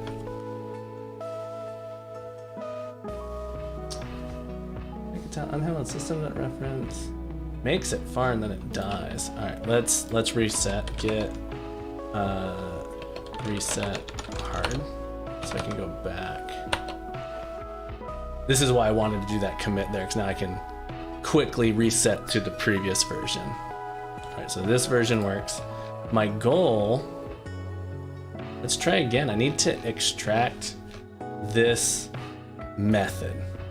I want to extract this method out to reduce the complexity of this loop. All right, so if I put this here, I'm gonna make it static. Okay. And then tile select needs select an address. So we have string select int array address. And so pass in select an address. Somehow we're getting a null string with our inputs. Right, so select tile needs to update this variable. So ideally I can do tile equals tile select. So this should take in a string. And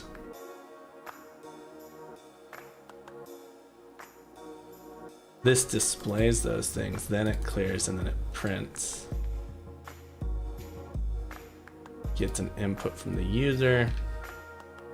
We're gonna do a string tile equals string dot empty here. And then at the end of our loop, let's collapse our loop here. The end of this whole thing, I'm gonna return tile. That's what I want to have some mind bogglement that this doesn't seem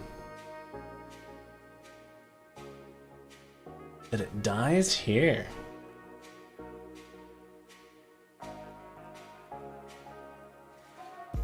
Object reference not set.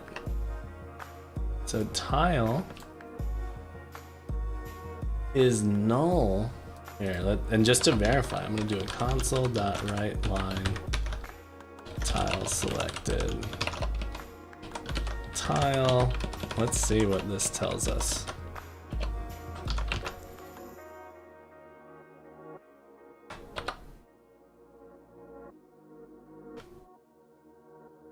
It's gonna say null. It has to. Tile selected empty. Nothing was selected, even though I typed K1. K1 was passed in, and somehow, if I change this console.readLine, is there a difference?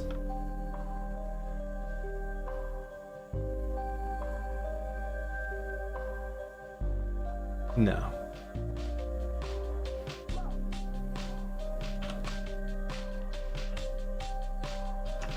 This is so interesting.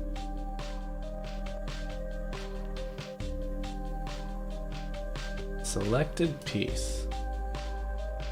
Oh, never mind. It's saying selected piece was K1. Pick a tile to move or type back. Okay. So it actually displayed, I didn't type, the program didn't type K1. It says pick a tile or type back, pick another piece. Oh, am I getting to the end of the file? It must be getting to the end of the file. Okay, so let's reset again. Get reset hard. Oh, I gotta hit save. Let's override it. Get reset hard. Okay. Make sure this works. This is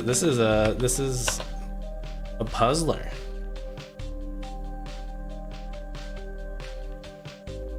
I think it might actually be getting to the end of my file and failing. Like we get stuck somewhere and it fails.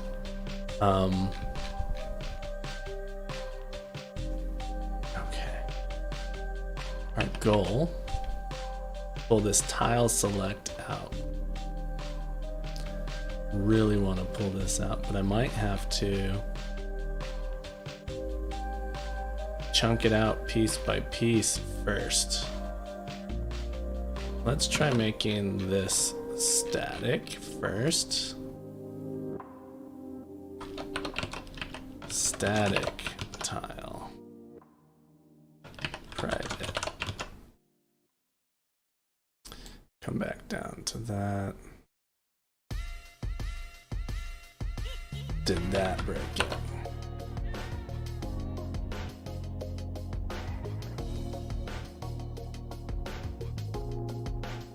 That seems okay.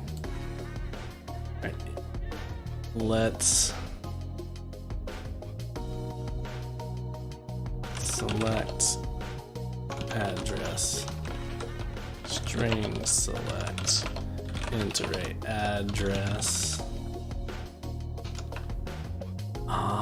I bet these get modified inside of here. Select equals. Maybe not. Address equals.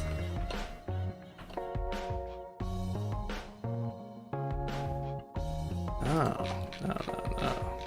Alright, let's see if this still works.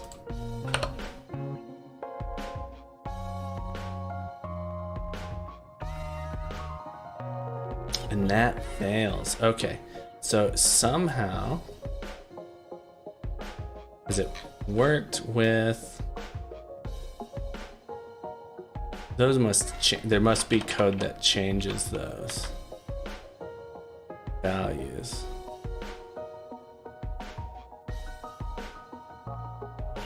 Somewhere. Let's look at these functions, take those in. The move, it's that queen move, knight moves, doesn't update those. All right, but I found why it's failing here. It's these inputs. These inputs, if we don't have those inputs, it's okay. And let's see if, yes, they get modified here. They get modified here, and we don't update them outside of this method. All right, so if I did the following, all right, if I did the following, so, okay, pull it out here. This method can modify those two variables, and they need to get modified. So static, we're gonna return a string, which is gonna be tile. This is gonna take in a, out string select out int array address. Is that right? Can I do that? So we need, just for my brain to get this refactor started, ref select and ref int array address. So we're gonna get a reference to those things. And so that means if we modify them inside of this code, inside of this method, it's gonna modify the value, not just, it's no longer, yeah. So select address, ref, do I have to put ref in front of these? I do. And then we're gonna say tile equals. So I'm gonna do string tile here. And then I'm gonna get rid of my global or my static variable. And I need to make this method return. What did I do? Got rid of there we go. I'm gonna make this method return a string tile. So this should be string tile equals this. And every time we have a break, it should return tile. So I'm gonna do a little search for break, return tile, return tile, return tile, return tile, return tile. Let's try it now.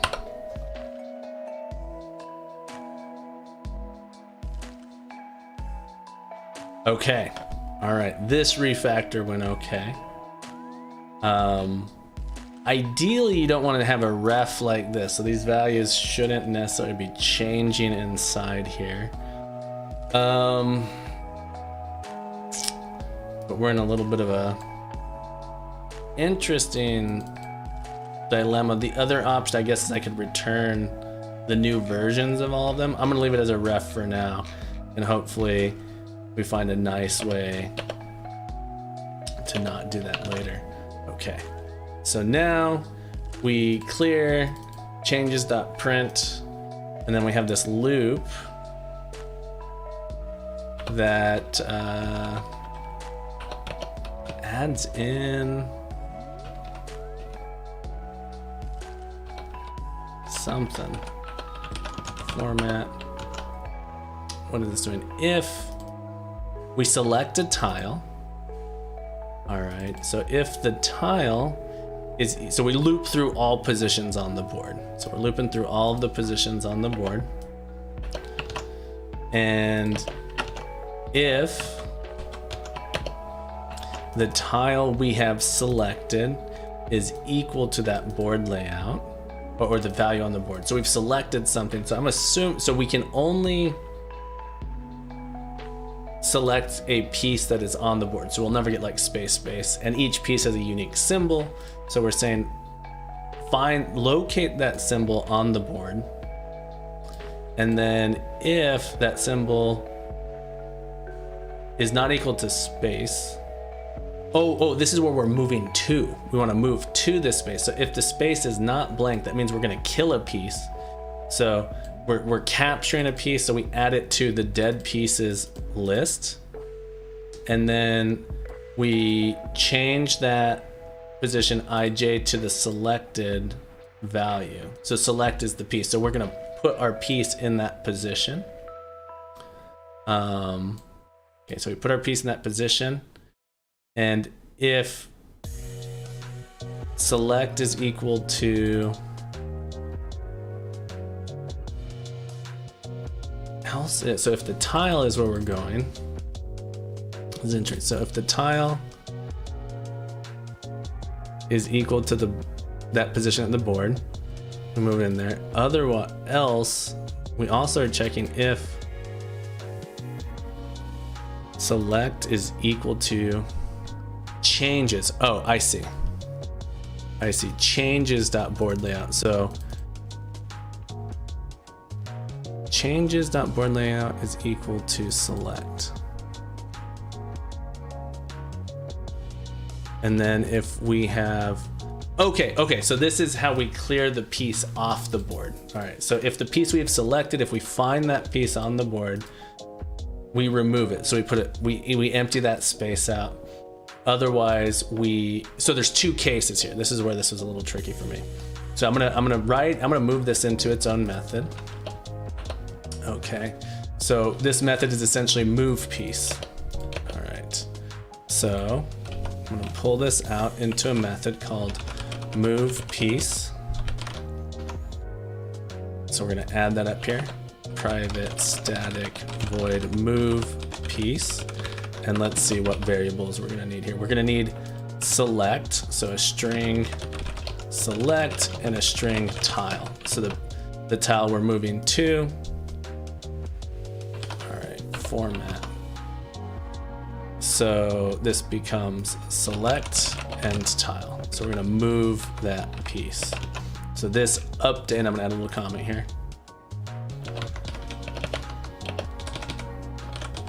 Updates the board by putting a blank on the selected pieces location and placing it in the selected tile.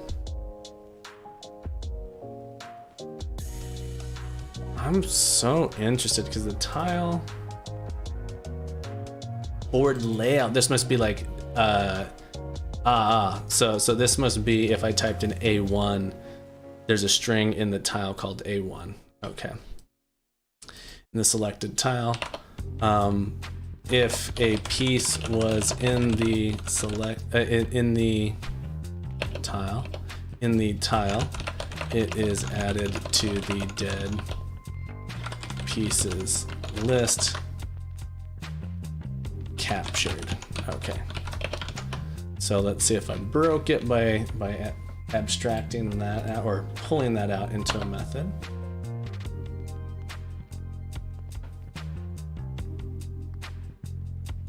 Okay, so far so good. Utils dot try clear. All right, so then we're gonna clear. Oh, sorry, move. And then we're down here.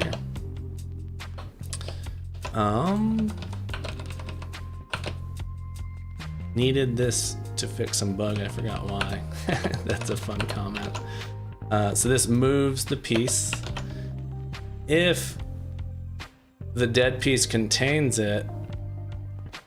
Oh, interesting. If dead pieces contain select, remove select. I don't like this. Feels weird. What happens if I get rid of this?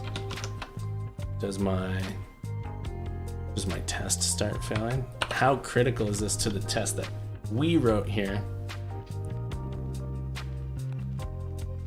Not super critical. So I'm gonna put a little comment here. jcollard potentially should remove this if. Not sure this ever actually happens. Because this would mean that the dead pieces contains the piece we selected somehow. So maybe if you took somehow you were able to take your own piece or something. The piece got added twice. I don't think we need that. Then, beautiful. We've reached the end of this loop. Ah, nice, nice.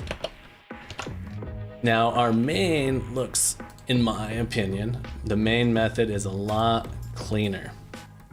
It's a lot cleaner here in that we can clearly see the game loop. And so even to make it even, maybe not even cleaner, but yeah. Get rid of this comment here at the bottom. So our main, I don't know why turn starts at 4. It's interesting. Turn equals 4. This variable is not even used actually, so we can get rid of that variable. Unnecessary assignment. It looks like we don't even need this variable. All right. So we initialize some stuff, print some things out, fill the board. Wait, well, the game is not over. Run the game loop. Let's make sure my last little changes here didn't break anything.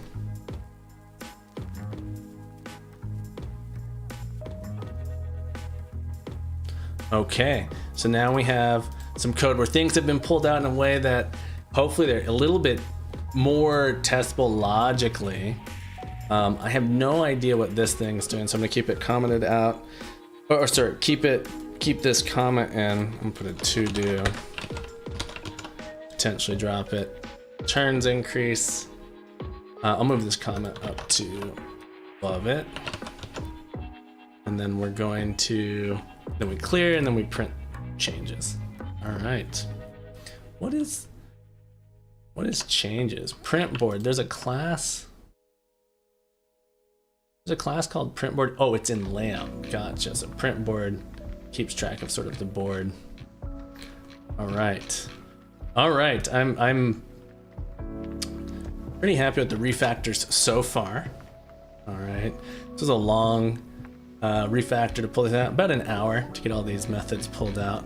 About an hour to try and write a test that just didn't work. And now we want to look at what chunks of code are repeated and can be abstracted into like a single location, single little spots. But I got to take a break here. Been going for about 2 hours. I'll take myself a little break, and then I'll come back to it. Hopefully, not too long in the future.